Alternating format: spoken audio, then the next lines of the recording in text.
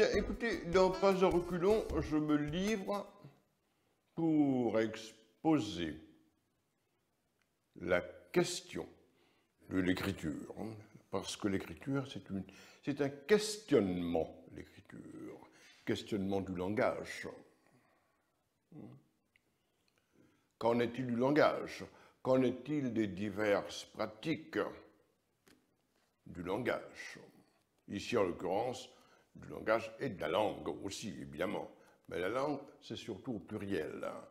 Quand quelqu'un regarde le Guernica de Picasso, il ne peut plus regarder de la même façon après.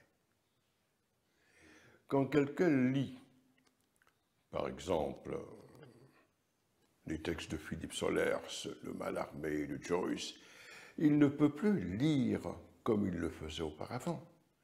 Quand vous écoutez de la musique, je prends l'exemple du jazz, quand vous écoutez par exemple un saxophoniste tel que Charlie Parker, ben, ce sont des musiciens, des peintres, des écrivains qui inventent un nouveau langage musical, nouveau langage pictural, nouveau langage verbal.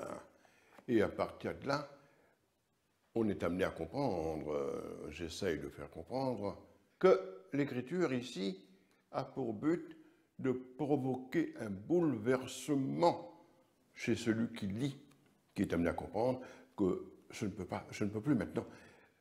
C'est moi-même qui dois, moi, le lecteur doit réécrire. Et quand le lecteur réécrit ce qu'il lit, il est en train de produire lui-même. La lecture n'est plus la consommation passive d'un texte déjà écrit, c'est plutôt la réécriture d'un texte écrit grâce à la lecture pour produire quelque chose de nouveau. Mais ça, c'est la responsabilité de notre ami le lecteur. La première partie de Pas à reculons, qui a pour titre « Lire, écrire, réécrire ». Il s'agit d'une réflexion sur l'acte. Appelez ça, si vous voulez, une espèce de philosophie de l'écriture. Et c'est suivi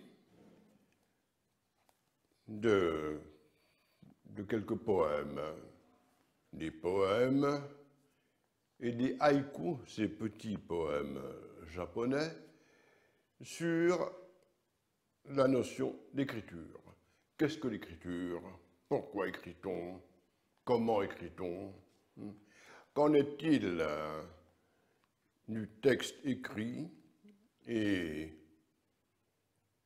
de ses vicissitudes, si je puis dire? Le texte écrit est en même temps un texte lu, d'abord par celui qui l'écrit lui-même, mais à chaque fois le texte lui-même est sans cesse réécrit, à chaque fois qu'on le lit. D'où ce titre d'ailleurs de Pas à reculons. Pas à reculons, qui a le sens de pas à reculons, on est en train de procéder à reculons, mais en même temps, on n'est pas en train de procéder à reculons. Ce n'est pas à reculons, c'est à reculons et pas à reculons en même temps.